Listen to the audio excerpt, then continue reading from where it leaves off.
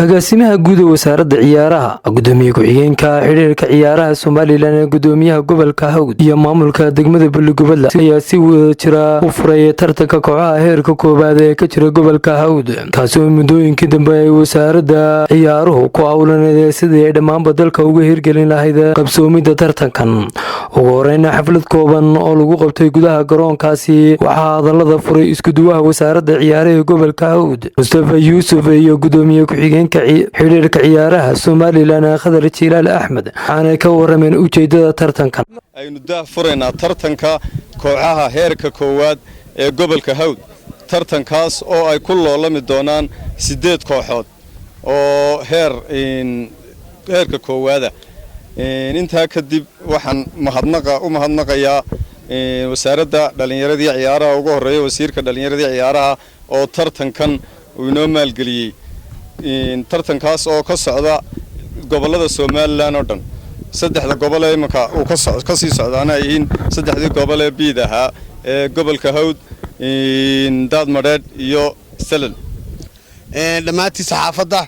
8 kooxood ee barta ku loolamaya ee degmooyinka iyo degmadaba ku jirto aad iyo aad bay sharaf noogu tahay ka xiriir ahaan anagoo maalin saddexaadii ku sugnay anagii agaasimaha guud gobolada bari ee Sool iyo Sanaag isla maantana aan ku sugannahay gobolka Hawd magaalada Balligubadle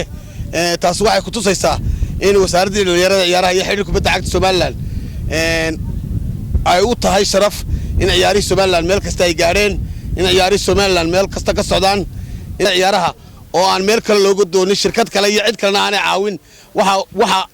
hawshan oo anagu fulayno iyadana garab nagu siisay wasaaradda dhalinyarada ciyaaraha oo budgetka intaas oo dhan ku baxaya oo arkaysaan ilaa sel ilaa badan ilaa haysimo ay wasaaradda dhalinyarada ciyaaruhu ay budgetkaasi kafaalo qaaday bixisana sharaf ay noo tahay ka xiriir ahaan in Soomaaliland ciyaaraheedii oo dhan isla wada qaadeen in Soomaaliland ciyaaraheedu dhan meel walba ka socdaan kulli hadal badan ma yaalo oo soo dhaweynaya kooxahan iyo furitaankan ka xiriir ahaanna annaga nagu noqomayso meel naga durugsan gobol walba wuxuu noo noqonayaa meel dhow sidoo kale maamulka dawladda hoose Balligubadle oo halkaasi ka hadlaya ayaa ballan qaaday ilaalinta xaaladda amni inta uu socdo wareegan maanta hadalka looma baahna annagu haddaan nahay maamulka degmada Balligubadle waxaanu halkan ciyaarta u wadi doonaa si qurux badan oo munaasabad leh oo gaagsan marka soo qayb galin doonaa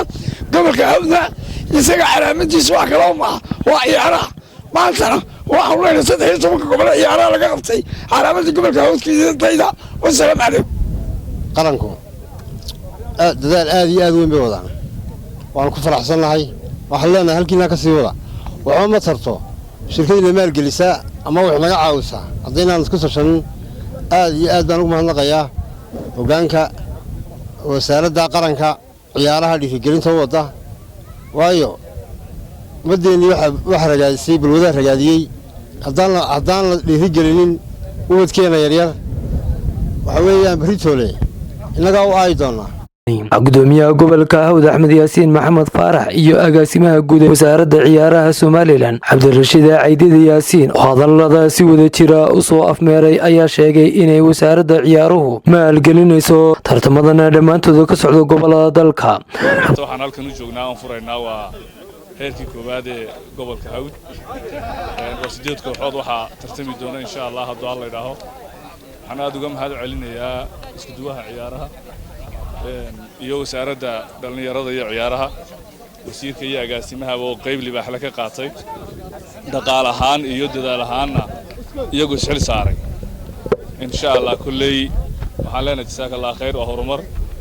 dhalinyarada ciyaaraysana waxaan leeyahay kulley anshaxay iyo kubaddu wanaagii ay lahayd yagna inay muujiyaan ayaan ku waaninaynaa haddii Allah yiraahdo waayo waa wax soo kordhay weeyaan hore loogama qaban jirin horyaal degmo ay isla ciyaaraan mooyaane horyaal wareeg ay is arkaan dhammaantoodba kooxuhu lama qaban jirin waa hawl aad u weyn waxaanu ka fulinaynaa